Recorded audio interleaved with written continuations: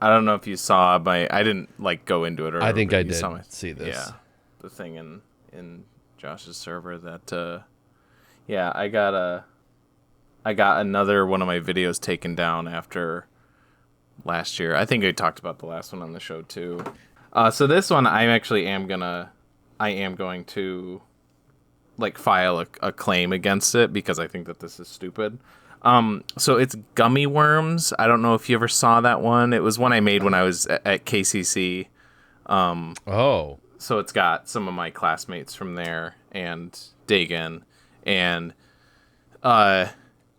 it's like about Dagan, like he's like trying to rob this guy, but like he's broke and all he has on him is a pack of gummy worms. So it's like, okay, well, I'm gonna take those. That's the joke, is that he's following him to his car, just to like get a pack of gummy worms because he just wants like anything he can get off of him or whatever. Right. And really silly concept, no serious about it. It's very silly. So it says that violated our harassment policy. Content that contains targeted harassment isn't allowed on YouTube. This includes, but is not limited to, threats, simulated violence, wishes for death or serious injury, and reveling in or mocking the death of serious injury of an identifiable individual. So, like, what happens in the course of the movie, or in the course of the short, is that Dagan ends up shooting the guy, and he shoots his dick off, and it's like again, like, played for laughs. It's very silly. Like, he's like they keep saying, like, he's like, oh, you shot my dick off, and he's like, yeah, I shot your dick off, and he's like, I'll do it again, and like, oh no, and like they keep saying, like, they keep doing, and it's very silly. There's no blood. It's all done off screen because we didn't have like a prop dick or anything like that. So my thought from that claim is that, like, does YouTube think that that's like real, or that I'm trying to pass that off as like real, like this is like a hidden camera thing? Because like, what the fuck does that mean? Yeah, you were a fly on the wall during like an actual assault of someone getting their penis shot off with a gun. Yeah. Here's my tinfoil hat conspiracy, and I don't really think it's that much of a tinfoil hat conspiracy. I bet YouTube has been just running all of like everything on their website. They've probably been running it through like a large language learning model or whatever. And I'm guessing your video triggered enough words like shot and dick and off or whatever that maybe you guys say it enough that it flagged it and it went in. I'm assuming that everything now is just training a language learning model. It's like training an AI. Probably. Because I think I've seen obviously this wasn't reviewed by a human being. Oh, like, yeah. 100%. It was not. It would be very funny though, because sometimes YouTube will just, when you open up your like YouTube page, it'll be like 2 videos from people you follow that you might be interested in, another thing that like you're not subscribed, but it's a topic that you might be interested in. Like, YouTube will recommend stuff to you, and sometimes YouTube will throw up there something that's got like 25 views. That is like kind of like a Hail Mary. If this was reviewed by a real person, it'd be very funny if someone somehow got this on their like YouTube recommended splash page, and they're like, "Oh my god, he's reveling in violence." Chat, is this real? Like, yeah. They use they say, "Look at him reveling." I wish there was a specific term for me to use to report this. I've seen so many people like get their entire channels nuked over this shit. And this is the second one for that channel. I haven't seen it. Hasn't said anything about me getting a strike or any, like a channel strike. But this is the second video off of the same channel. It just, and I think you said this in Josh's Discord server as well, but it just sucks that YouTube is so ubiquitous. It is like the only video sharing website application that there is. So it's like you can report, you can like, counterclaim it. You can try to be like, hey, give me a manual review. I think you guys got this wrong. Like there are avenues, but it seems like those avenues are increasingly being automated or just like don't work anymore. So it's like, this is just like the game you have to play. And we just as consumers and users of it can't do anything about, like, are we going to move to Vimeo? Or I don't know if that's like a thing anybody can post to, but there's the one the one that like the creators, it's like the Nebula.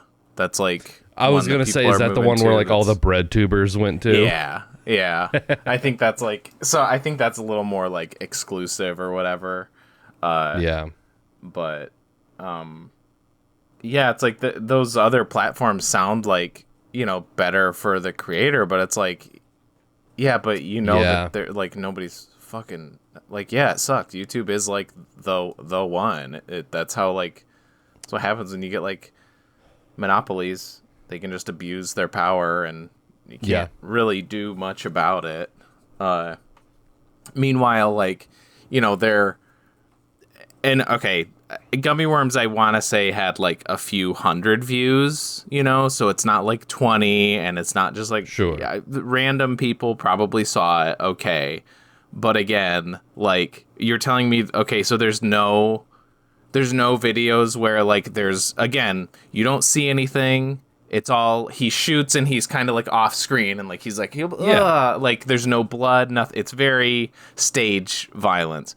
So there's none of that anywhere on YouTube. Whereas like whenever I'm at work and I go on YouTube, usually just to like watch a like movie trailer or something like that, but I'll still just go into even though they can like observe my screen thing. I don't know. There's just a part of my brain that's like, I'm going to go to incognito because it feels a little more safe or whatever. Yeah. Even though, like, again, I don't think that they really care.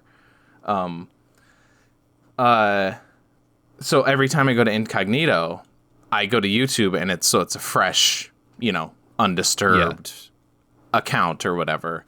And like without fail, there's always some like just fucking like today. I literally did this today. And one of like the shorts at the top of the homepage for it was like somebody, they were like holding a gecko and they were like extracting this huge mass of pus out of its eye. And like that's right there, and that's the thumbnail that they use. And it's like, so you're protecting people from my video from like 13 years ago where there's gunshot noises and people talking about their dicks being shot off. And then you're like throwing that up on the homepage, or like, it's like they have all these community guidelines and bullshit unless you make them money, like all the popular YouTubers like pushing gambling on children. I was just about to say.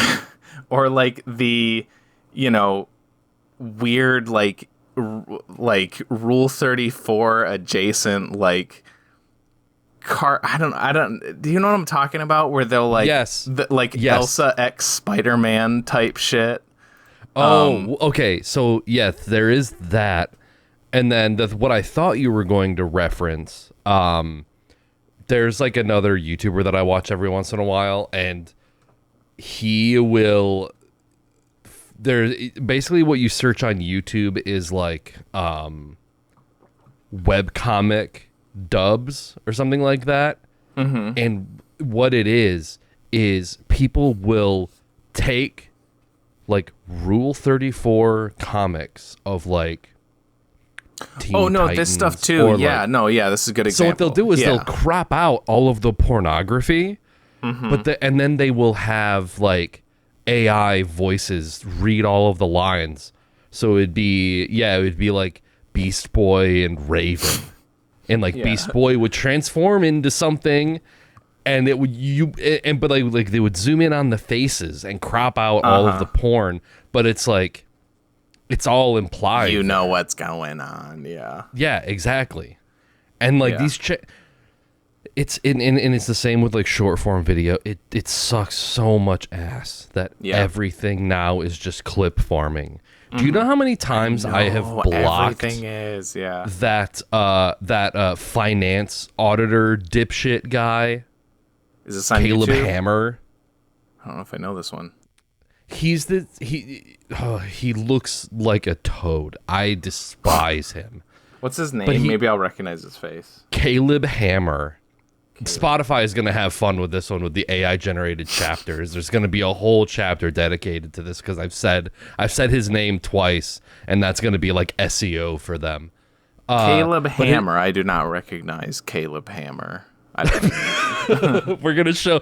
Here's what we do. We keep saying it. We'll show up recommended under one of his videos because his videos get millions of views. But basically, he's a guy that like he'll bring on people onto his show that are in financial ruin, or and his whole thing is like he's a financial auditor, and it's sort of like he's kind of like a millennial Dave Ramsey. Like if you know who Dave Ramsey is, he's like and so. It's very clip farmy because he'll have people on that tend to be... It's like Jerry Springer. It's like he's not bringing on like rational, calm, smart people to talk about their finances. He's bringing on people that I think he knows are spending their money on stupid shit. And so it's like, it's an opportunity for him to yell at them about it and like go viral because the other person will be crying and they'll be sad. And then he'll be like, you are an idiot. You are spending your money on this and you should blah, blah, blah, blah, blah. But lately he's kind of taken like a rightward turn where it's basically like, it's like one of those podcasts that has like 1 million OnlyFans girls on there. And like they come on the podcast. I was literally just thinking of those. Yeah. Of that. That's like, what he's turned into now. Like he had a clip that was going around where it was like the most typical like blue-haired social justice warrior woman, and she's just like, I like socialism, and he's like, you like socialism? Socialism's never worked. Like doing that kind of shit. He's like, go ahead. You like socialism? Explain it to me. Like one of those things. I've blocked his main account, but so many people clip all of his podcasts, and there are so many channels clipping his shit and posting them because that's where you make money. You make money on all of these short form video platforms, not by making anything of your own, not by writing a script or shooting a video or putting any sort of effort into editing things. It's taking other people's content, making 60-second clips out of it and uploading it to TikTok, making multiple accounts and like doing that constantly. Minecraft parkour, Reddit stories, etc. Yeah. But like the thing with like the gecko that you're talking about, it's like an evocative thumbnail and it involves animals and it triggers all the right things that people like click that they can't look away from it. Oh, I remember I almost clicked on it, but I was like, no, I'm not going to. But it was the I don't think I follow them, but I do watch their videos because they're like animal rescue ones, and I'm a sucker for those. But it's the dodo. You know about that one. So there was one that they posted. I think they posted it today, or I saw it today at the very least. And it was like the title was like couple buys home, discovers 43 cats living in it, like when they go in. But then the thumbnail was like this dude like hooked up to a ventilator in a hospital bed. I was like, what the fuck does this have to do with the video? And then I was thinking like, do they just like, and especially, and I know, and I still fucking click on them because I'm a fucking sap, but in those animal rescue videos, they comb that for the saddest looking frame they can find in it. Oh yeah. Like cat looks like it's like crying. And it's a cat with like a huge bulgy mucousy eye on like, the streets or something. Yeah. Because it's going to get like motherfuckers like me to click on it. But this one, I'm like, are they just honestly, if they'd had a thumbnail that just had a shitload of cats on it, that would have been a good thumbnail, right? But now I'm like, now my conspiracy theory is like, now they're just throwing out they're just like, we're just going to put something up there. Might not even be in there, but we want to get people to click on it, Yeah. It's It's evil. It's an evil industry now. Yeah. It's like that is like the name of the game. There's like a joke on Twitter these days that it's like this. It's like a feel good news story about like an old diner that.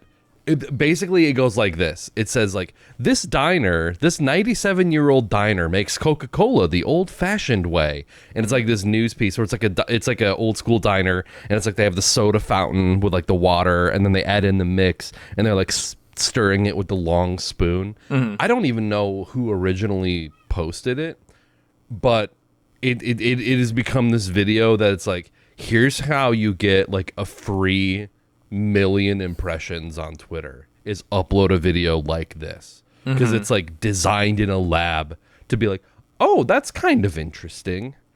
And it's like there's so many videos that are just like that now, and I feel like animal videos are like that too, where it's like I'll block the accounts. I won't look at it, because if like the dodo, I feel like is pretty good at vetting that kind of stuff, but if I see someone else recording a video and it's like, we found this kitten in like a puddle in a rainstorm, and I'm in the back of my head, I'm like, you put him there? You put that kitten. Yeah. Yes. I know. I have that thought like so much. Yeah. And I'm like, you're farming engagement, because at the end of the day, sports gambling and clip farming are like the only jobs in this stupid ass country anymore. So it's like, yeah. What am I going to tell you? Go get a job? Where? What job? Go get a job that'll pay you enough to like afford an apartment by yourself. Oh, sorry, there aren't any. Okay, well, what's the next option? Caleb Hammer clip farmer. All right, well, there you go. Yeah. That's as good a way that's a fine opinion as I think you can put on it. I mean, that's brought it back around. That's a good, bring it back to the beginning. And it had a really good yeah. Okay, that'll be this is how we'll do it. We'll take what I just said, put that at the very beginning of the video. That'll be the hook that like hooks them in. And then we'll have a really flashy intro that's like, it's like the cool like Sigma edits. It's like zooming in on our like the pipe rock theory Conor O'Malley video. That's exactly what I was gonna say. Like you're like, have you heard of this Caleb Hammer guy? No.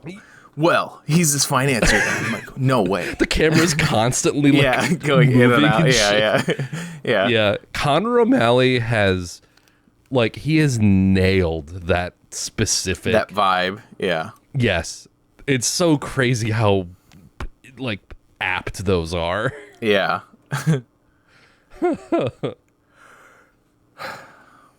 Okay.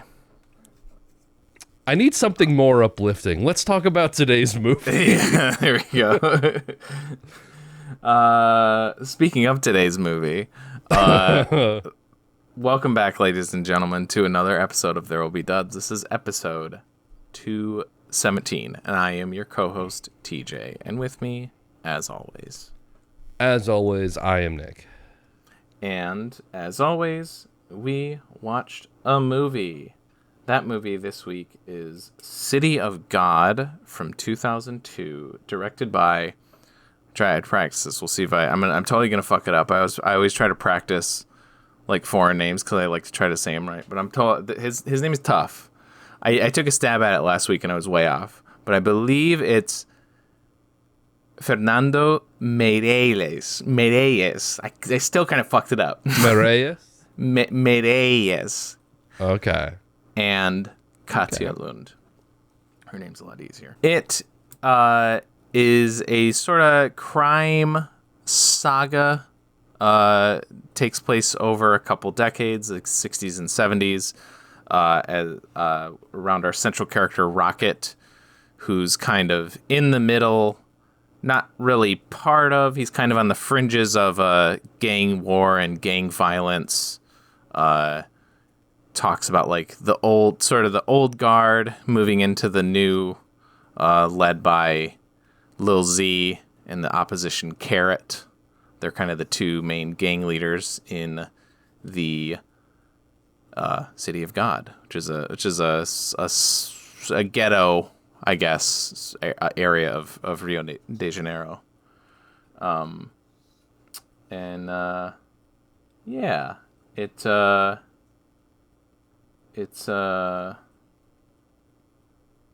I don't know. I don't know what I was gonna say there. It's a movie. It's pretty. I feel like it's pretty well known for a foreign movie. It's kind of broke into American culture, because I'm pretty sure when I saw this originally, like, my mom was the one that rented it, so like got people like my parents to be interested in it. I'm pretty sure it was up for like at least like international feature at the Academy Awards. It probably won. Maybe I could have checked. But let's see. No, nominated for Best Director, Best Adapted Screenplay, Cinematography, and Editing. Not international feature? Was that a category in 2002? 2003? Thought so, but maybe not. Maybe not. Yeah. I don't know. Yeah, it did win some awards, AFI Fest. It wasn't selected. Yeah, it says it was their submission. That's crazy. That is crazy, especially since it got all that other stuff. It's kind of like a given. Like, if a Best Director is like one of the highest, like, that's so weird. Huh. That's very strange that it wasn't up for anything else in that category, because also, I don't know, you could probably name me some of the stuff in that category, and I will probably have never heard of it, but I have at least heard of City of God, so it's like, I don't know what to tell you there. Like, I've seen that movie poster, like the poster for City of God of like the guys sitting on the beach. Yeah. Like, that's like recognizable to me. Mm-hmm. I read Josh's Letterboxd review of this, and he mentions this being like an early movie that he got from Netflix on DVD. So I think that was also a big. I think that was also a big. Like I don't know if that's how your mom did it, or she rented it at the rental store. We were early adopters of Netflix, and man, I loved early day Netflix. They just send you a DVD in the mail and you just watch it? Yeah. I would always like manipulate the queue, and I would just reorder Family Guy discs.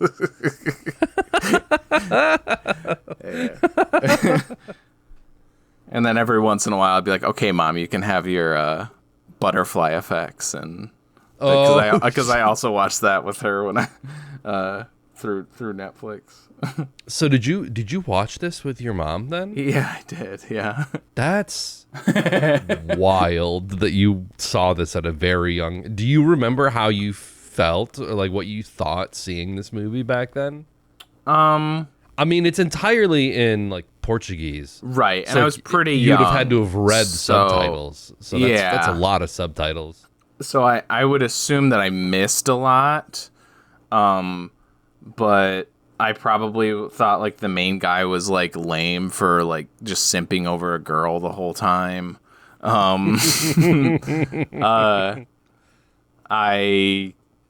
don't know. I probably was like laughing with Lil Dice when he was like shooting the people, because he was laughing, and I'm like very like empathetic like that. So I was just like, he's having a good time, I'm having a good time. Yeah.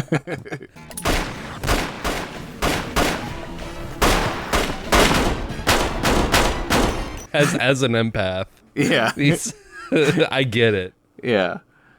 Do you think I wrote down that Rocket was a virgin with rage? Yeah, that's my first note.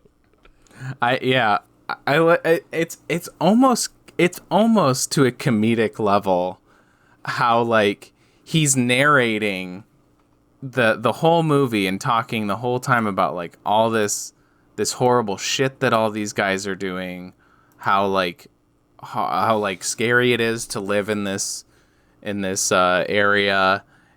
And then like you'll see, you'll see scenes of like, gang violence and murder and stuff, and then it'll cut back to Rocket, and he just like yearning for pussy and a camera. And that's like his two things. He's just like, yeah, all that stuff sucks, but man, I can't afford a camera. Yeah. He has to watch the girl that he's interested in like go be with Benny. Yeah. She just gets like, well, it's just the two. I can't remember that first guy's name. The white boy, and then Benny. Tiago? Something like that. Yeah. Tiago. And then Benny, and then she just disappears after that, right? I think after Benny dies, she's gone. Yeah. Yeah, there was that funny moment when he's like he's taking their picture on the beach, and he's like so jealous of the fact that Tiago was with her that he's like, oh, no, man, step back a little bit. Mm-hmm. And then you look at the picture and his face is like completely shrouded in darkness. Like you just can't see him. Yeah. There's some good, despite the overall subject matter, there was some good like humorous moments like that. Like some of the characters were played a little more for laughs, and it worked. It didn't feel the movie is very like, it's depicting a lot of like horrible stuff, but it's so like energetic. Yes. That I at least me personally, and I know a lot of people say that this is like a really disturbing movie, and there's a scene that is pretty disturbing, with the two kids where he's like makes him choose, like that was like, ooh, and the kid's like crying, and it's like feels like real, like I'm like, oh, this is like good kid acting. It is extremely compelling. Yeah. I'll show that on YouTube, and we'll see if this one gets taken down. You just gotta add in the AI captions like, the boy was sad because he was shot in the foot and the tears are running down his face, and the other boy had to make a decision on which boy to shoot. Sorry, unalived. The boy was about to be unalived. Fucking get into that shit. He was going to get pew-pewed. Or just like the people in Rock Bottom, instead of doing the after every sentence, you just say in Minecraft. In Minecraft, that's that just becomes the standard. The boy was about to be unalived in Minecraft. God. But anyways, what I was getting to was that other than that scene, I didn't find myself too like emotionally like disturbed, I guess, by the movie, just because of that just constant motion and energy, and based on like a baller soundtrack. Some of those like 70s, 60s like funk and disco songs that play throughout are like there's something about like South American like R&B disco funk that is like so good. And everybody was kung fu fighting. That's a good one too. There's a couple American ones in there. Yeah. Good soundtrack. Yeah. Music good, but other than that, I hate the 70s so much. I hate like the look. I hate the style. It is the worst decade. I've probably said this before. And there's some great movies that have come out of the 70s, but they rise above. They got to rise above the filth. And so, maybe that's another point to this movie, is that like it made me feel that, despite it, obviously being a movie from the 2000s. But like there's a part where like it shifts into the 70s, and you're just kind of following Lil Z and Benny for a bit, and I'm like, I hate what they're wearing. I hate all their stupid hair. I hate the fucking glasses they're wearing. They just look so stupid. Everything, like all the clothes. And I'm not just saying that I'm not, this is like, watch an American movie too. Watch a like European movie. It's like people, it's not just like Brazilian or whatever. Like it's like everything they wear, it's like clothes were designed to look like they were already like cigarette stained. So just everything looks like just grimy and gross. And again, that's to this movie's credit, and I guess this is supposed to be kind of a grimy looking movie anyway, so it sort of fits. Yeah. I still don't like the look though, but again, I'll disagree I can't really a say little that's bit. a point against the movie. I think Benny looks fly. I like. He was the one that made me. He was the one that made me like. That was like seeing him walk in. Worst. He was the one where I was like, "That's my tipping point." I can't stand this. Oh but no, I like thought he Benny, looked. but... His like the like sort of like satin like button down here, like open chested with his like fro and like the glasses. Yeah. Like Lil Z has like that handlebar mustache. They all look like they could be in like P-Funk. Yeah. Yeah. No, I'm pretty sure when I was a kid, like, I want Benny's shirt. I'm pretty sure when I was a little kid, I thought that Lil Z was Kel, like Kel Mitchell. that was my frame of reference for like actors at this time, and I might not have known that it was not a different guy. Yeah, yeah. You're like, somebody just give him some orange soda and he'll stop shooting everybody. Yeah. Yeah. You do get one scene where Benny's like, he does the like Johnny from The Room. He's like, well, maybe you should have a girl, Mark, sort of thing. And then and then he tries a little bit. He tries once. He asks one girl and she's like, I've got a boyfriend. And he's like, all right, I gotta fucking kill somebody now. Yep. Very Uday Hussein of him. Yeah. Yeah, that's a good comparison, yeah. I did not recognize I don't know how do you pronounce his last name. Sue George? Sue Jorge? I always said Sue George. And in there's I think it's Sue George. Because there's I can't remember what song it is, but I used to listen to the Life Aquatic soundtrack a million times. Like, yes. And there's one that at the beginning of it, somebody goes, "That's Sue George." Like they say his name. Oh, okay. So I think it's George or George. Did not recognize him at all, but I only really knew him from Life Aquatic, and he looks quite different in that movie. Yeah. Which is crazy that it's like this came out a year before that, like a year to 2 years before Life Aquatic. So it's like, what a radical transformation. Yeah. I wonder if it's the one, if it, like Wes Anderson saw this and that's like how he like pulled him for that one. Maybe. Yeah. Could be. Yeah.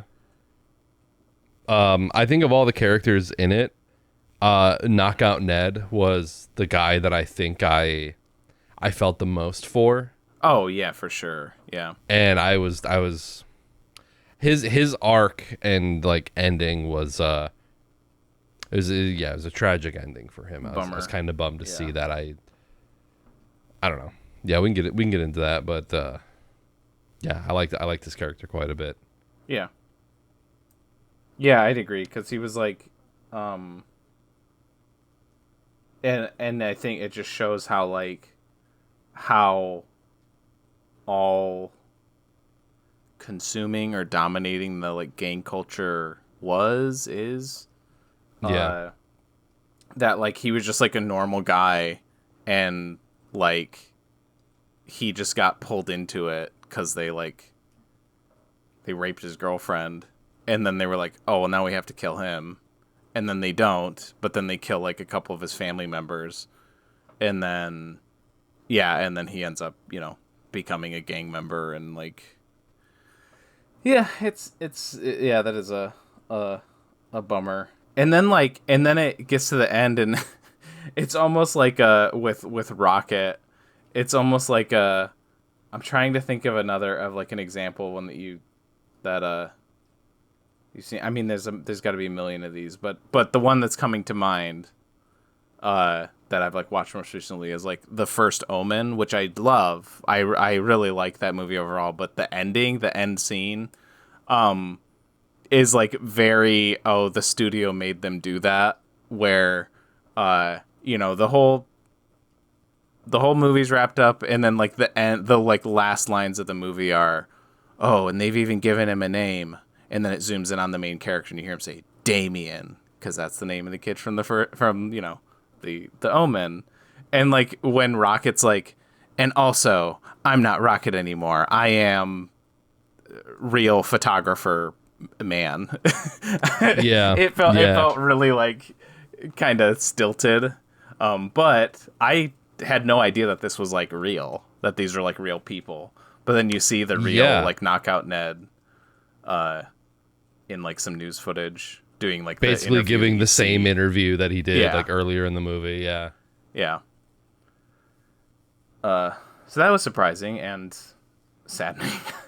Yeah, I'm like, oh, this is not just a fun little fantasy land. I mean, I was reading in the IMDb trivia, and apparently a lot of the people in this are like people from that area. Like I think the only person who had any sort of like formal acting skills or was an actor prior was the guy who played Carrot. Oh, okay. Oh. The rest were I think they did some auditions, but I think a lot of them were literally just like people from the streets. Like I very like Safety Bros, just like we're going into this area and we're just gonna film the people there. Or like I just watched Candyman a few days ago, and that's I saw that. Yeah, it was great. But I was thinking of Candyman actually, because they do a similar thing where they film in the Cabrini Greens housing project, and it's a very central aspect of Candyman.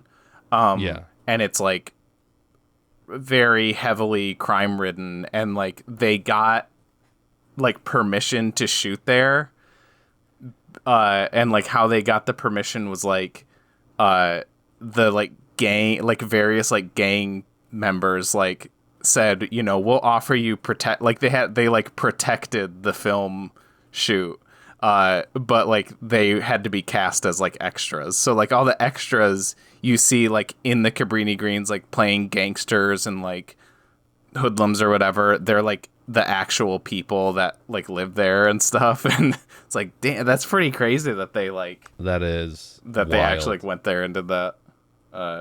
Yeah. Oh, some of these names are great. A lot of their like nicknames. Yeah. There's my favorite one, I think, is Steak and Fries. Yeah, that's good. Yeah, they do look like good Melonhead names. Yeah. Shaggy. Knockout Ned is a good one. Yeah, that is a good name. Yeah. I wonder if is it supposed to be Little Dice or Little Dice? That's a good point, actually. I actually never thought about that, because Dice is a Dice. Well, in Spanish, I don't know what it is in Portuguese. But yeah, that's a good point. And then I don't know what like Z is. If that's, do they ever say what his actual name is? Does anybody ever say like refer to him by, or is he? I don't think he does have like a proper name. I think it's just his gang name. Okay.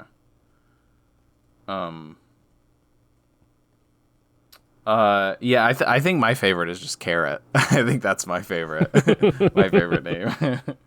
Yeah, it was. I wasn't. I guess I wasn't expecting him to come back. The way that the movie is like split up is like the first 45-ish minutes was like Rocket's like origins as like a child and like sort of living. Were they on like the outskirts? Because it looked like they were more in like a desert, sandy climate and like. Yeah, I don't, with like the house. Yeah, like with when it's the trio or whatever they're called. Yeah, I don't know. That'd be a lot of. Yeah, I'm not sure, because like in like the 70s, it's more city. They're more under like towering buildings, but I don't know. That's a good point. I mean, if it's supposed to be the same area, it could very well just be it got built development up that much. Yeah, developments that came in and like sort of modernized a lot of the stuff. Yeah. But it looks like a tropical climate. Like it goes from like desert, like sandy, dry to almost like a tropical climate. Yeah. Mm-hmm. But I don't know. I like the way that it was like framed, like Rocket as the narrator being like, "Oh, but before we get to here, I have to tell you about the trio." And then like it kind of we go on a little adventure and we see like some of the stuff that they get up to. Or like when we meet Knockout Ned, he's like, I'll tell you the story of Knockout Ned later." Like all that kind of stuff. I like that as a framing device. It sort of felt like a Scorsese movie in a way, with like the way that the music was going.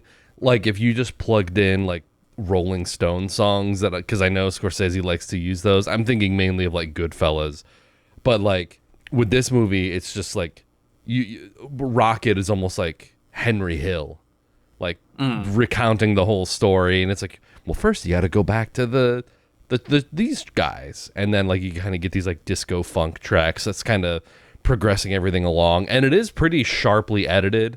Like there's like there'll be like some split down the middle scenes where it'll be like two people interacting over here and then two people interacting over here, and it'll kind of it'll push this way, it'll push that way. Like it's very stylistic. It's just children killing each other, but it's edited almost like a Martin Scorsese movie, which, like you said, it's other than that scene where Lil Z basically makes one kid choose which other kid to kill. Like you said, I think that's like maybe the most like kind of stomach churning part of the movie. Yeah. The rest of it feels like kind of fun despite that. Like, a little bit. Yeah, definitely. Yeah. Yeah, almost to a sense, like, I would extend that, like, it not having the impact to me is, like, I feel like that extends to, like, just me not really be able to like, connect to the movie too deeply, because I don't know if it was just too montagey or something like that, or what. Because like it like the editing is really interesting. There's a lot of really neat like technical things on display. I thought, like, for instance, like the scene where it's talking about how Lil Z got control of that house. You know what I'm talking about? And it's like, it used to be this lady's, and then she let in this guy, and then he took her out, and then these guys came in, and then these guys came in. But it's all like from like a static shot, and it's like it kind of does that where like it's cut together so it like almost kind of looks like a continuous scene or whatever, but it looks like a time lapse. Yeah, kind of. Yeah, maybe like kind of time lapsey, and then there's like kind of like what you're saying, sort of, where it's like there will be people on one side of the screen at one time, but then they'll also be on the other side of the screen doing like another thing, and so that was a scene that I thought was like really really neat how they did it. I know there's more, but I can't think of any at the moment. So there was a lot of me like being like, oh, that's cool. I like how they did that, and yet like, just by its nature of it being so quick and frantic, I couldn't I couldn't really like crack through the surface through a lot of it. And like I was saying, like there's the scene with the kid. I would agree that Knockout Ned was like the most like I felt for a character. But even there, I wasn't like shell shocked or anything like that. Yeah, yeah. We've seen The Blob, so like we're pretty good. We're like okay with kid death in movies. Yeah, we're like that's... you see kid death in that movie, and you're like, yeah, it's so cool. Like all the kills in that movie are so cool. Kid or adult, whatever, it's awesome. Yeah, I think that's a good point, because while I like Rocket as a narrator, and I guess maybe a moral center, I guess. As sure. I, As moral center as you can get. I wasn't like. Yeah, he's pretty good. Yeah, I don't know. It was like disturbing shit on the screen, but other than that one scene, I was never really like, this is the most disturbing thing I've ever seen. Like it's sad to think about, and like the fact that a lot of that like is based on real shit is a huge bummer to know that like there's another country around the world where there's children just killing each other for like stealing candy at a guy's shop. Yeah. And it's, you know, and then it's like you start to think it's like, oh, I don't know, was it our foreign policy that probably, you know, we overthrew someone and installed some right-wing dictator to stop the spread of communism, and like all of that shit is a direct result of our military action. So it's like, in a weird way, we're sort of responsible for this. And then we get to watch a movie and like feel sad about it. and then it's like, well, I guess that's good enough. I guess that's atonement for it. Yeah. Our stupid ass country. Yeah. Those kids should just learn to make Caleb Hammer clips. I'm saying this is my thing. This is my hammer that I'm drumming. I was very happy to see Lil Z get his though. He was an exceptionally good asshole. Like yeah. I think he was very good at being like a heel, being a shithead. And I kind of like that he got like a weapons type ending, albeit he didn't get ripped apart. But it was very ironic the way that he went down, where all of the runts were like, your neighborhood, your gang, sorry, we're taking over. And then just blast his ass to Kingdom Come. Yeah. Yeah, because there were other times in the movie where people were just like chilling, and then Lil Z just did what he would do and just was like, I'm gonna start like just starting shit with somebody and like threaten to kill them or kill them. And there's so many times where I was like, why would nobody, like, sure, he's a gang leader and all that, but like these other people have got to be thinking like, okay, this guy is like way too unstable. Like we can't keep. So I was kind of like waiting for one of his own guys to like end up being the one that shot him. Because I think I get that he's like charismatic and all that, and you know, he's got the power, he's ruthless and all that, but there's like a limit where like I feel like somebody's got to have the awareness to be like, this guy could shoot any of us at any time. Like how can we trust this? Yeah, and I think that's eventually what happened to him in the end, but I do think like one of the reasons that he was able to maintain and power and like stick around for so long was because like he killed all of the opposition other than Carrot. And so everything ran through him.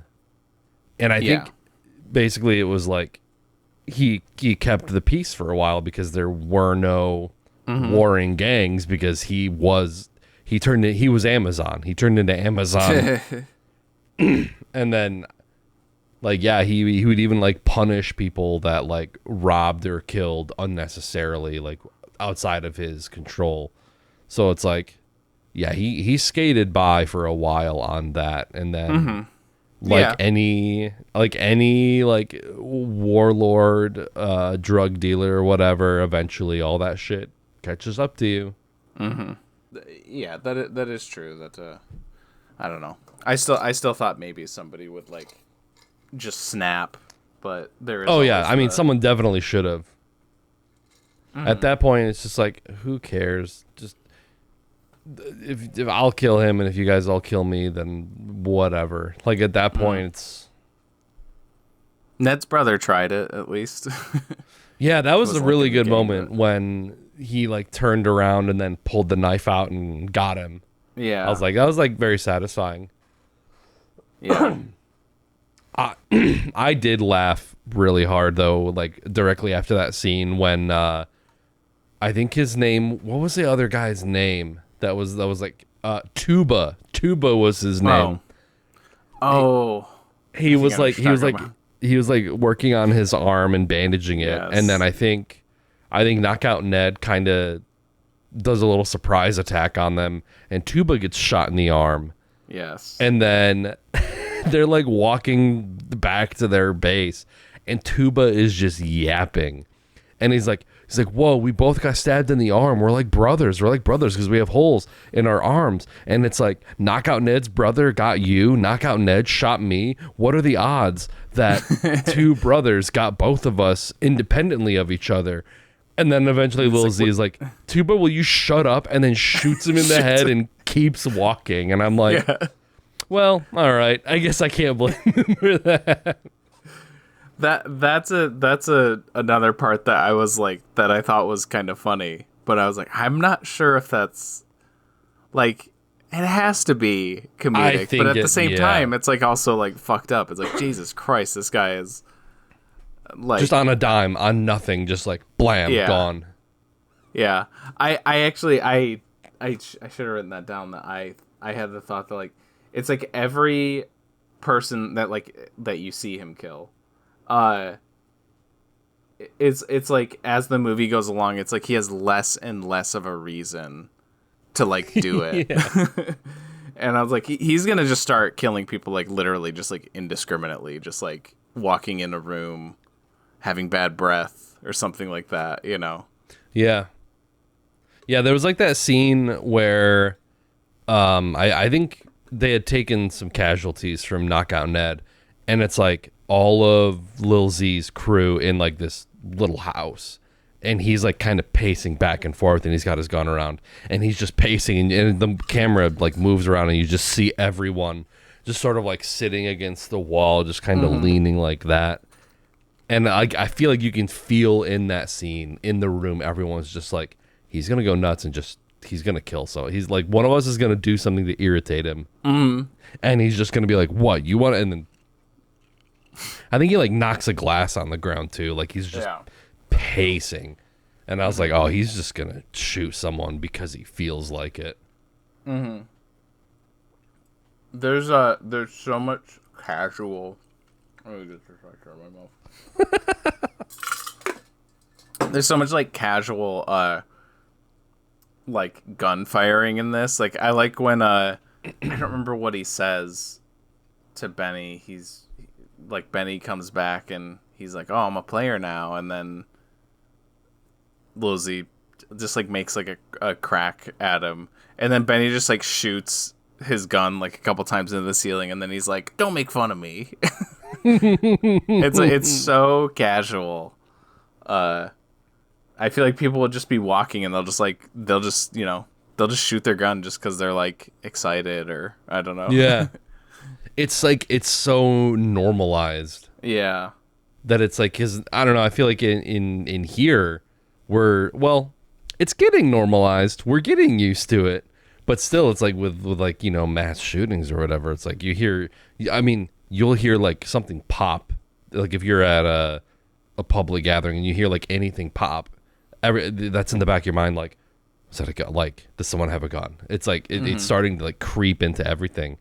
But they're just like, like, and people just keep walking down the streets. They're like, yeah, there go the runts. There goes some kid called Steak and Fries with his gun. Yeah. Like in like that last scene when like Lil Z is just like giving out guns to like all the kids. Yeah, that's what I was. One of the little kids is just like, oh, and just shoots it off. Yeah. That was probably what I was thinking of when I was saying how like, yeah, they'll just like get excited and just bang, bang, bang, and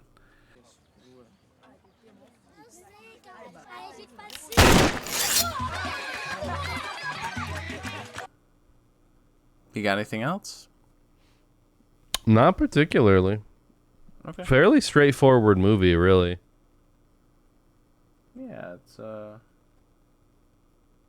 don't know, it's got a lot going on. It's got a lot to appreciate. But as I said, I couldn't couldn't really attach myself to it too much, to the characters too much. I got something out of what it was going for with elements and stuff like that. I think it's very impressively like cut together, a lot of cool sequences, but beyond that appreciation, there wasn't much. I went with a 6 for this one, which might be a little harsh, but that's where I was feeling. I was like, part of me, it's like, no, I should give it at least a 7 because it's what it. But I'm like, no, I can't. Gotta go with my heart, and my heart says 6. Well, your heart says 6. My heart says 7. Nice. Yeah, I don't know with the 7. I liked it, and maybe it's because I like the 70s aesthetic to a degree, and so it's yeah. So that was working against it. Yeah. Yeah, it's entertaining in a way, which is weird to say about a movie that features a ton of like child-on-child gang violence, and I do think it is a result of the way that it's edited and the way that the music is put together to like provide this motion through the movie. And I think Rocket's commentary keeps it relatively lighthearted when he interjects jokes. I really like the sequence where like Knockout Ned is introduced and they're like, that guy is so cool. We can't rob him. He's such a cool guy. That was a good scene, yeah. And then they go, they're like, all right, well, we got to find someone else to rob. And then they go to like this, like a restaurant, like a late night diner almost. And they're like, oh, that girl was so cool. She gave me her phone number. She's so cool. We can't rob her. Yeah. And then they get in a taxi cab and they're like, oh, this guy's from Sao Paulo. Yeah. No one cool comes from there. We can rob this guy. And then he gives them a joint and they're like, you're pretty cool for being in Sao Paulo. Yeah. That was pretty good. Yeah.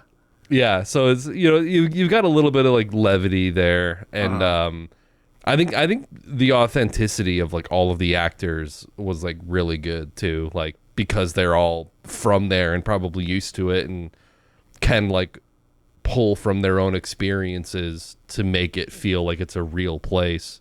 I mean, it is a real place, but like a dramatic version of a real place. So yeah, I think that stuff elevated it enough a little bit for me, but I do agree with you that like there's Rocket, I don't think really serves like an emotional core to the movie that kind of I think is required. Like you need I don't like one of the guys from like Lahane. Like I feel like you need I forgot all of their names, but there's Vincent Saeed, Castle. Vince. Yeah, and then I can't remember the black dude's name. But like that guy, I was scared for him. I think it's Hubert. Hubert, yes. You need like an Hubert in this to like really, I guess, land the plane. I don't know, but that overall. Do we want to do the Fucktoys for the post? Sure. Okay. I don't know. Did you have anything else in the thing? In the doc? No. Okay. So we both watched a new movie, Fucktoys. That is what it's called. Very very very John Waters coded, sort of Odyssey-ish of. I'm trying to. I saw someone compare it to like Odyssey. After Hours. Okay, yeah, sure. Which I haven't seen After Hours, but I know it's like kind of a guy basically goes through a bunch of shit and meets a bunch of people all over the course of like it's one of those night. Movies. And it's like a late night. You're gonna meet all the seedy characters. Your characters like there's like something that they need to do or want to do, but you're gonna follow them go through all these different places and meet all sorts of randos and weirdos and creeps and freaks and kinky sex workers and stuff. Yeah. Yeah. And it was good. I enjoyed it. It was pretty funny. I got the poster right over there. I got my shirt. You got the shirt on, yeah. She was. Did you get your poster signed? Yeah, you were in line when I left. Yeah, I did. Yeah. We should also mention the director of the film was in attendance and did a Q&A and signed posters at the end of it, and she was great. I thought her Q&A was great, and like she was in line talking to everybody like that was getting stuff signed. I don't know, very, very professional. Yeah. Yeah, she was really nice. Yeah, I think I liked. I heard about it when it premiered at like South by Southwest or Sundance last year, and it was one where like, you know, you hear the title and it's obviously instantly like attention grabbing, and then like I saw the poster and some like stills from it, and I was like, ooh, this is like a clear look to it. You know, it's very like a visually distinct movie, very colorful, pastel. The whole world, it's set in Trash Town, USA, which is a sort of like amalgamation of like shitty small towns. The worst part of like small towns all across the country. I think it was primarily shot in Baton Rouge, but then she'll like, you know, she goes to like the rich guy's house at the end, and it's Los Angeles, you know, like overlooking like the Pacific Ocean stuff, but it's all just like, no, it's all like in the same area. Right. Yeah, I mean, it's shot in the South, but like if you're from the Midwest and you've driven by like Gary, Indiana, it kind of evokes that. I feel like that's what, in the Q&A, she was talking about how she was at Chicago the night before, and she came here, and she was like, and I drove up from Chicago, and I feel like everybody knew exactly. It was an implied Gary, Indiana. She didn't say it, but everyone else thought it. We're like, oh, we know where you went. Yeah. You went by the stinky town. It smells like sulfur and poop. Yeah. That's funny. This is the second time in a few episodes where we're talking shit about Gary, Indiana. Which is kind of funny. But yeah, and then I saw the poster and some images, and it just like it kind of stuck on my radar. So I was always like, just kind of waiting for it to.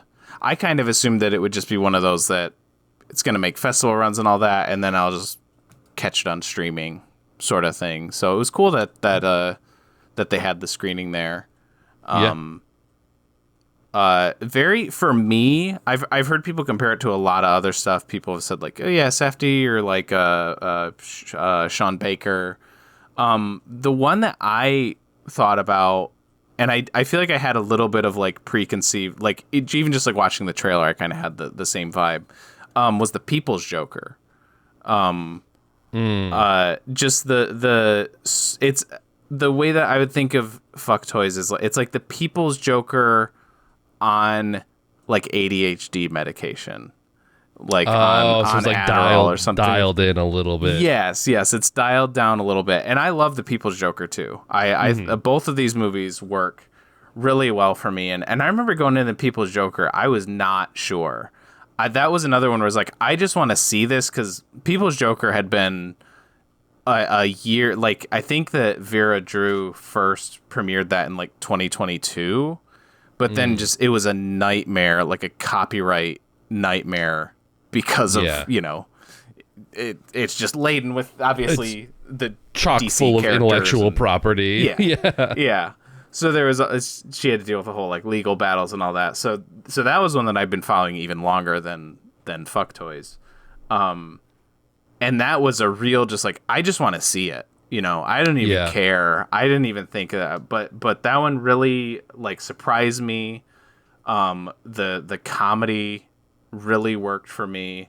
And then I was like, oh, but it also has this like this emotional core that really works for me and isn't like hampered by the silly comedic aspects. And I felt the exact same way about Fucktoys. Like, Yeah.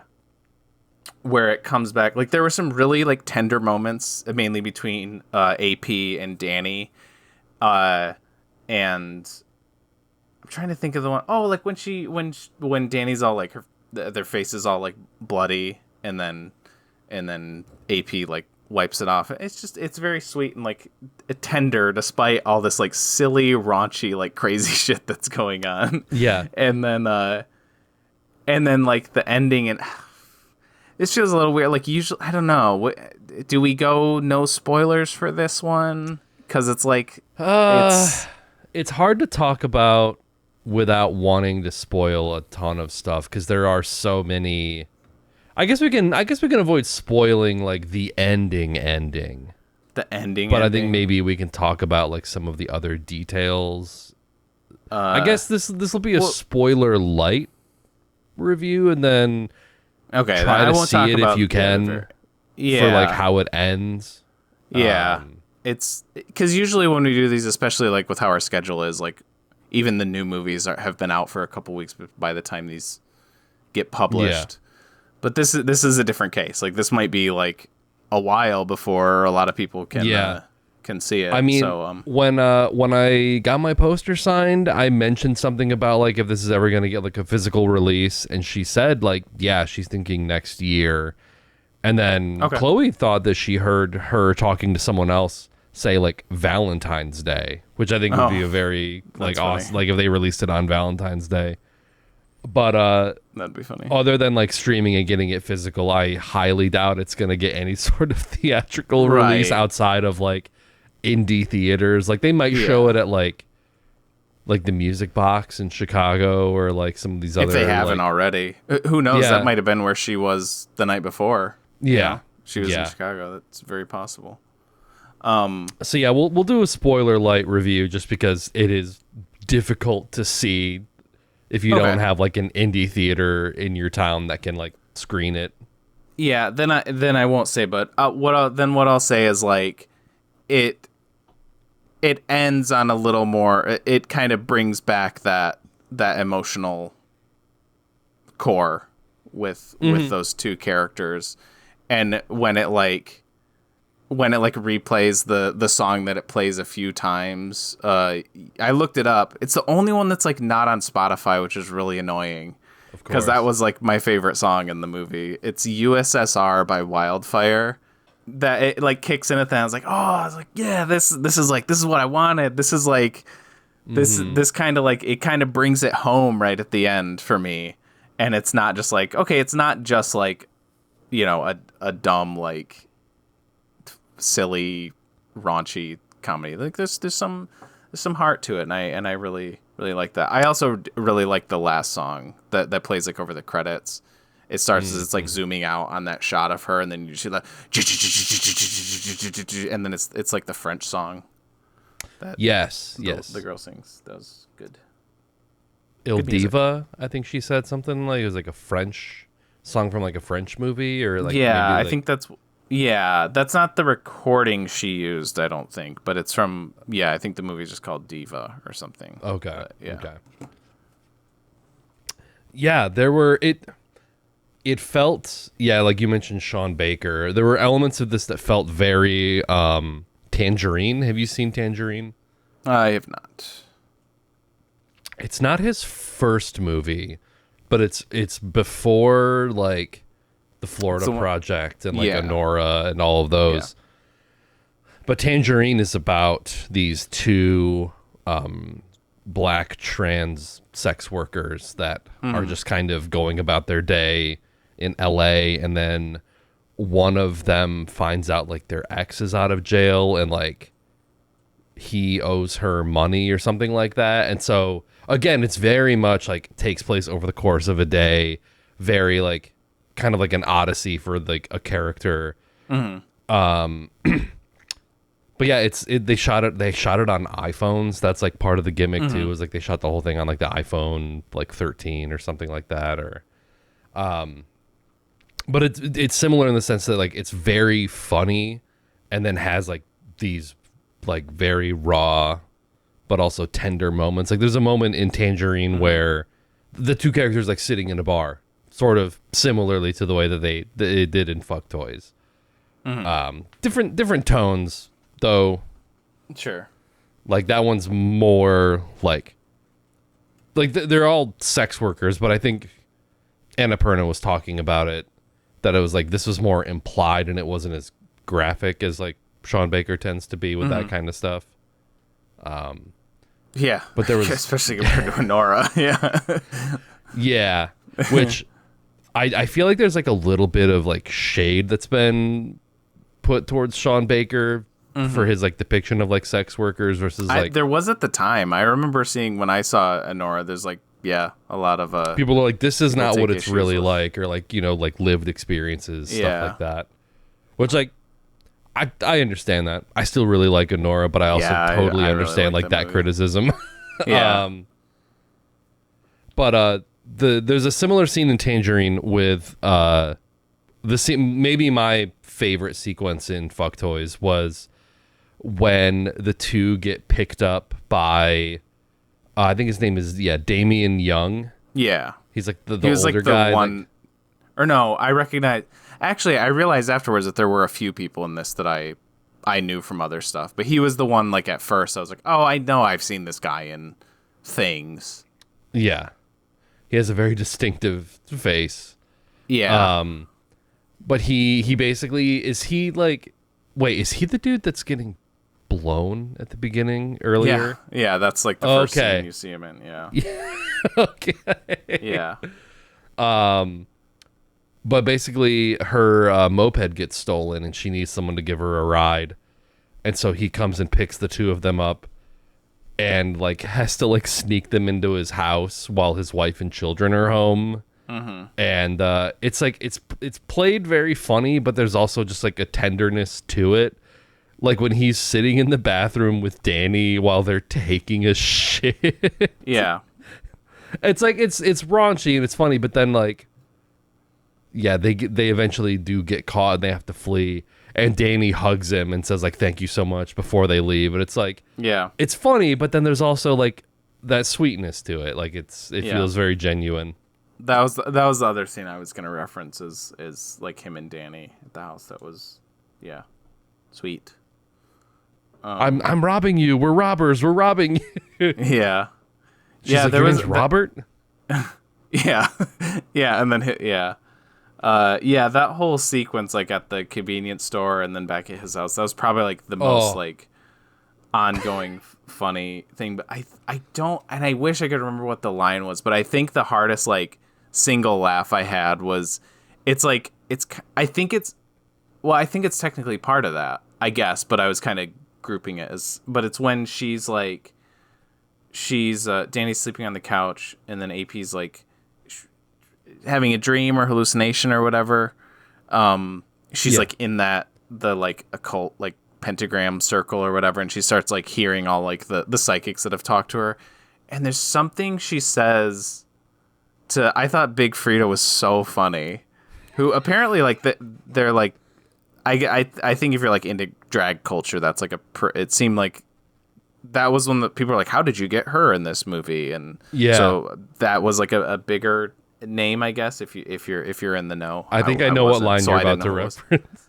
Okay, maybe you can let me know what it is, because I don't remember, but I like just the way that she spoke was so funny. Just, and she's I don't remember what she says, but she's like asked her a question and she's just like, yeah, that's how it be. That's right. Yeah, she says it. She's like, it be like that. Yeah, that's it. I think she says, how does someone get cursed, or how did I get cursed? And then she's like, it be like that sometimes. That was really good. And even in like the opening scene, I wasn't like laughing like out loud really, but just her whole manner of speaking in that, just like your shit has been cursed. Like just like no bedside manner whatsoever. Yeah. All of those sequences were so funny. Mm-hmm. Oh, but okay, the convenience store scene. Oh, yeah. It's also just like the horrors of running into someone that you know when regardless you, like, of if you have prostitutes with you, that's how I feel. Like, it's like you're trapped in a miniature hell with somebody where like you're both there, and then it's like you have to end the conversation at some point, but then also continue shopping in a place where you know that the other person's there. Yeah. It's like when you say goodbye to someone and then you both walk in the same direction to your car and you're like, we already said goodbye, but now I feel compelled to talk to you some more because the silence of us walking in the same direction after we've said goodbye is so loud that I feel like I have to be like, yep, I guess we're both walking. Like you feel like you have to say something. I will go find a bathroom and just go sit in it. Or I'll take the long way to my car. I will take the long way around. Yeah, I'll go the other way around the building. To avoid that? Yeah, 1,000%. I feel like I have probably left a store before, if that's happened to me. Like if I've run into somebody, I will take I'm just going to leave so I don't have to, like, be in here anymore. But I think maybe one of the hardest laughs I had was when that guy that he runs into did not know how to like find that natural lull in conversation to leave. He kept going, and there's like a moment where he's like, "Oh yeah, we got to go play tennis sometime soon," and he goes, "Bop," and then Robert goes, "Ah!" Like he emits this like sound. That's like it was a perfect. I thought that was like a perfect reaction because it's like he's trying to do it, but he's freaking out at the same time. Yeah. Very good delivery. There were also like a lot of like I can only describe as people who would be in Tim and Eric sketches in this. Like I love it when movies fill in like exterior characters with like weird looking older people, like unconventional looking people, I guess is like I'm saying that in the nicest way possible, but they're not just like all hot young people or just I don't know. Yeah. Yeah, I don't know if I quite had I get what you're saying, but I don't know if anybody was quite as weird as like as some of the guys I get. But I will say, and People's Joker is chock full of them. It literally has a David. I can't think of his last name, but the puppet guy. Puppet guy. Yeah, I think so. He's the do. That guy. I think those are two different people because I think the puppeteer guy is. What's his name? I think it's David. I think it's a French name. David Liebhardt. Liebhardt. Yeah, that's what I'm saying. Yeah, you might be right. Do might be someone else. Do. What's your dad like? I want to meet that dad. I want to meet that dad. But yeah, David Liebhardt is Ra's al Ghul in People's Joker, but he's like just him. That's funny.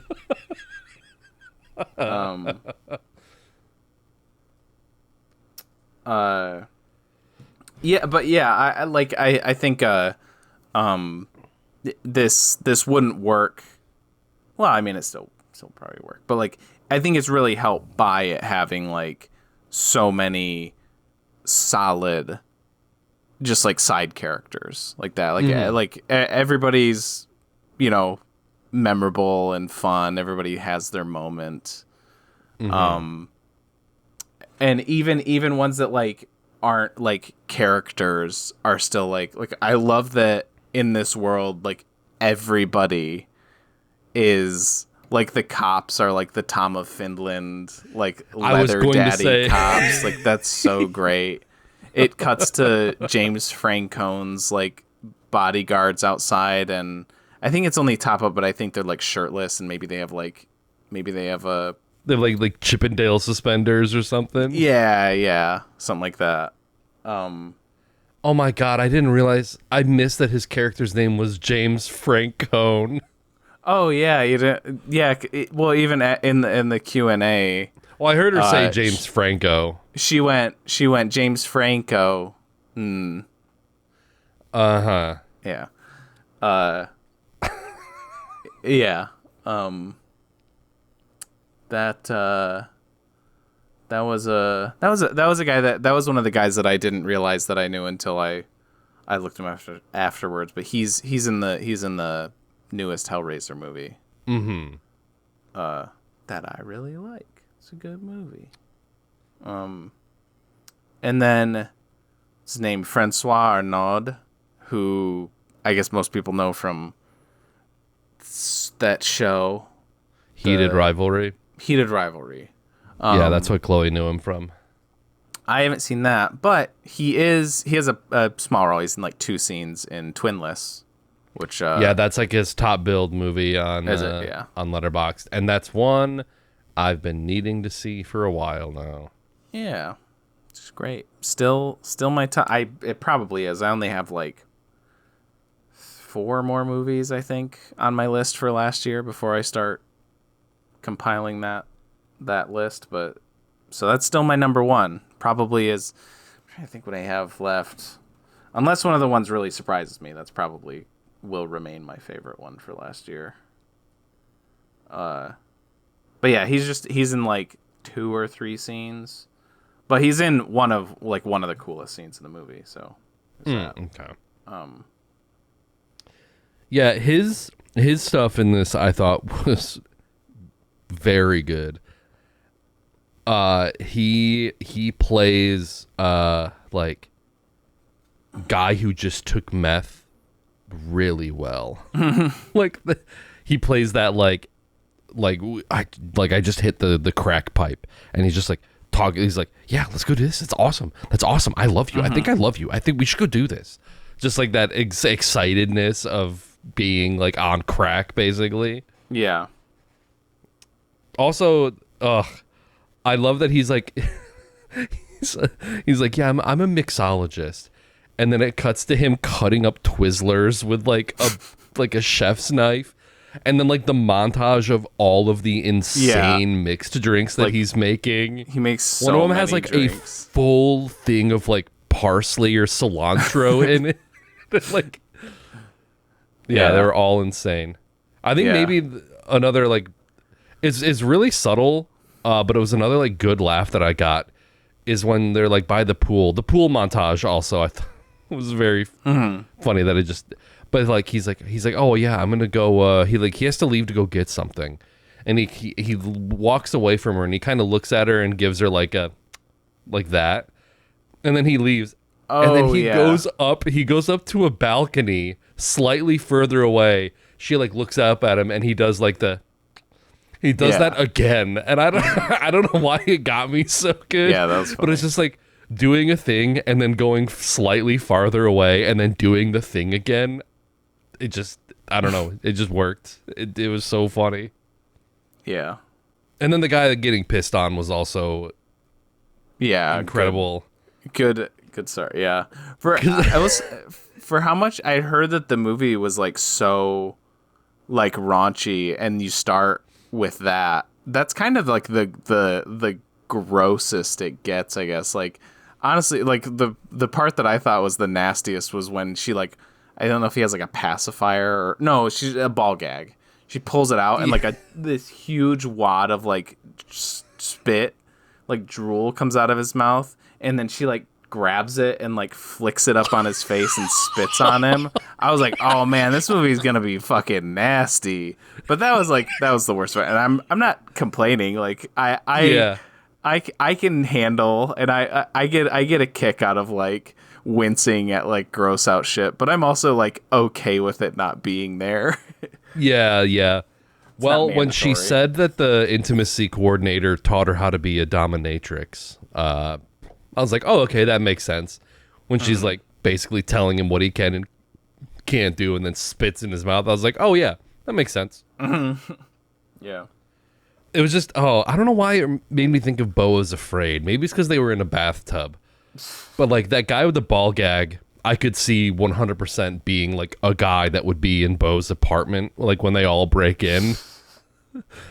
But just like as soon as they were like sitting on the tub and started pissing, I was like, he's got to be under there. And then you don't see him. You just hear him going like, oh, you hear him like spitting it out.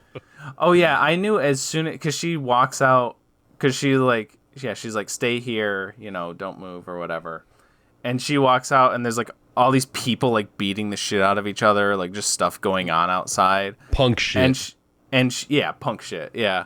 And she's just like, do you have to pee? Do you have to pee? And she's just like walking around the party like, do you have to pee? And I was like, oh, fuck.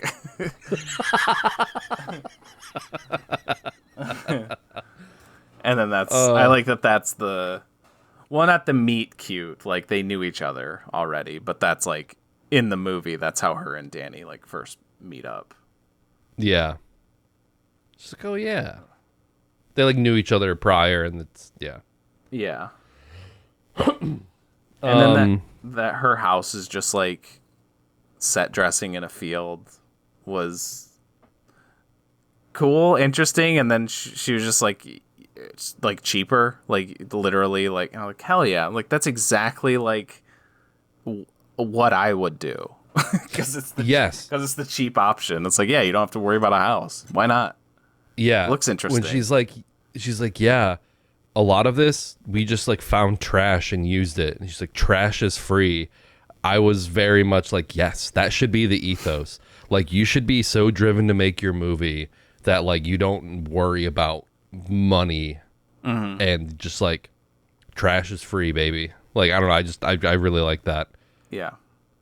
Yeah. Very, very, very relatable because it's like there's so many things that I've made that are either when I write them with the mindset of we don't have any money for it, or we find ways to make do with no money. Like, I think the Avengers movie is like a perfect example of like the whole point of that movie is that there's no budget. So it's like, there we go. We have a full movie long excuse to just not like care about what it looks like. Mm-hmm. Yeah, we hit all of the tent poles of making something around that period of time because it features like your house and the basement and the woods outside of your house and like the tree fort. It's like those are all of like our short film staples right there. Yeah, I think that was a good. It's good. The fort is featured pretty prominently in that, which is nice because that's probably like some of the last like footage of that. I don't know if did you know that burned down? Yeah. I think you told me this story about it too. Like, yeah.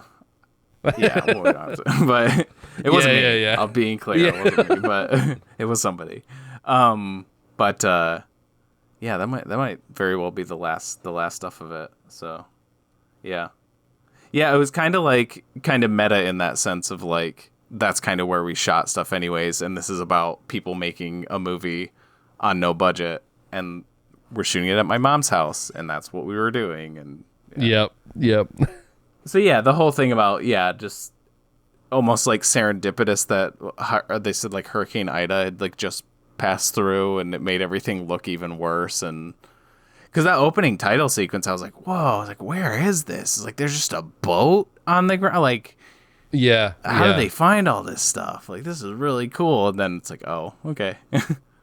they got a natural lucky. Disaster happened. Yeah. Yeah, and I think that juxtaposed with like shooting it on 16 millimeter was just it was like perfect. Mm-hmm. I thought there were some like very, very pretty shots, and I think the 16 millimeter, I don't know, really like enhanced that. Mm-hmm. Like especially all the shots where they're like riding around on the moped. There was like a shot like right at sunset where I don't know if you've heard this expression, but like, have you ever been in like a grocery store parking lot and you see like the most beautiful sunset you've ever seen, where like the sky is like sure, I know what you mean. Orange Yeah. There's like a shot like that. I'm like, oh, they got like the grocery store parking lot like sunset where it's like a beautiful palette in the sky. Yeah. But yeah, I thought like visually it looked so good. Like I don't know, and I think the 16 millimeter graininess gave it that like kind of like 70s John Waters feel. But then like the only technology was like a flip phone, so it wasn't explicitly set like pre like 2000. She's saying pre-millennium, but yeah, there was a couple little there's like stuff, but I just love that it was like it took like Trash Town USA is not a real place. So it was like this thing that's like kind of out of time and space, but also felt very real and lived in too. It's like I've seen places like that. Like you drive through like these little podunk towns where there's just like busted out businesses that haven't been open for like 15 years and like ripped up billboards. It's like it's familiar, you know. Yeah, and there is like an what's appealing quality to like, I don't know. It's kind of like it almost makes me like miss when like Klingman's at the Centerpoint Mall was like closed for like a few years before they either just demoed that whole part. I don't know. That parking lot by Best Buy is still pretty rough. But I remember when that was all abandoned and it was like looking bad from the outside, and it's like, but at the same time it's like kind of cool. There's a mix between like I don't know if it's like a small town. Like I've been through small towns that have like downtowns like where I live. And like when half of those storefronts are closed down, it's just sad. But for some reason in like bigger cities, abandoned buildings are cool to me. Small town, no. City, yes. Those are cool. Yeah. Like people do so much, like Detroit, there's so much, you can find so much like urban photography of like, you know, all the abandoned buildings throughout that city. And it's so cool. It's so neat. Yeah. We toured the last year or something. We toured the state, the Traverse, like the Grand Traverse State Hospital. It's like now like an old people's community, but it's like the old like psychiatric hospital, and they still have a handful of buildings that they just, I don't know if they're gonna fix them up, but like I kind of hope they don't, because we got to tour through those old buildings and there's like holes. Like it's a little, on the one hand it's a little surprising that they tour in them because they were pretty run down, but I'm like, please, you got just like leave one of these like as they are, because it's so neat. I think this stuff is so neat. Yeah, a while ago, this was like probably almost 10 years ago, I had an opportunity to tour a paper mill kind of just outside Kalamazoo. And it was like opened in like the 40s or the 50s, opened for like 30 or 40 years. Like I feel like closed in like the 80s, reopened again, and then closed down for good like late to like early 2000s maybe. But it was like largely untouched inside. And so I got to like tour the entire thing. And it was like very similar to that. It's like you could make like so many short films and like cool music videos. I think that's probably why it appeals to me. Yeah, that's a good reason, a good part of it. Yeah, it's like at the beginning of what's the one that we did for Fortnite? Bang. Yeah. Like, because I think it was like the apartment where you guys shot the beginning stuff with like James, where he's like tied up in the chair. It's like, yeah, it's just like a building that was like kind of like not renovated at all, work in progress, just kind of like stuff strewn about. Yeah. I know. It's like, yeah, locations like that. I love that shit. We shot a lot of stuff there. Like I loved using that for stuff. We did our Saw video in the basement. Yeah, in that basement. Yep. Terminal there. We did that. We did a good portion of Francois was shot there. I shot like 2 different music videos there. Yeah, it's just a band. It's so photogenic, and it just yeah. Because it's like if you get it looks like real because it is real, instead of like, I don't know, something like After Last Season where they had to like make a doctor's office, so they just like covered stuff in sheets of white paper. Like it looks obviously fake. So if we like tried to shoot something or like make something that's supposed to take place in a hospital and we just cover everything in like white pieces of paper, it would like just look obviously fake. So it's like, we'll just find rundown areas because those look authentic. Yeah. If when it becomes available to see it, it's a recommendation from both of us. And speaking of recommendations, ooh, very nice. we got another one because we are going to have another guest on the next episode.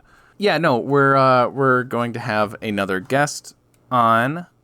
I've been trying to just, I mean, we've said for a while that like I think that like I like the dynamic of having like 3 people on, you know. I like that we've like when, you know, we basically almost always have good times with our guests.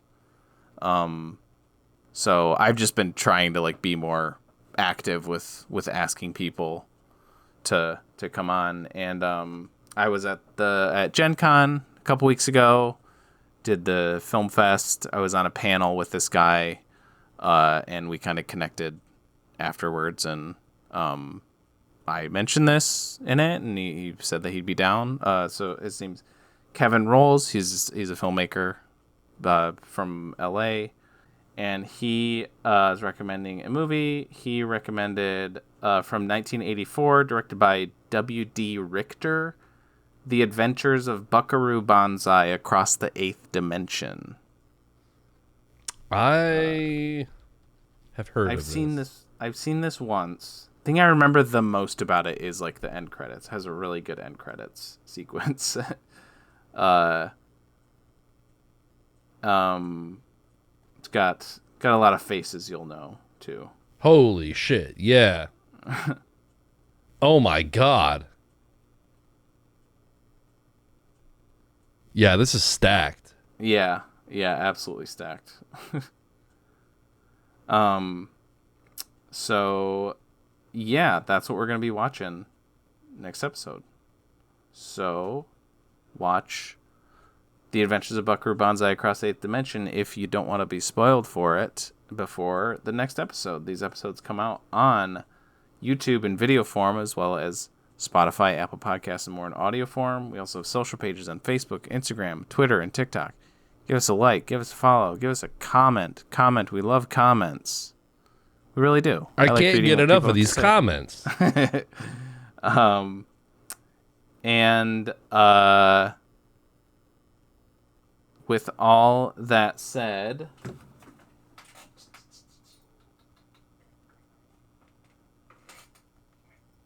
all right. With all that said, okay. All right, make a choice. Which one? Which one? No. Whatever. Both of them. Aww. Whatever. And I'm TJ, and with me as always.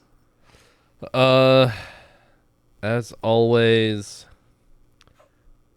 I smoke, I snort, I've killed and robbed. I'm a man. And I am Nick. Bye-bye. Wow.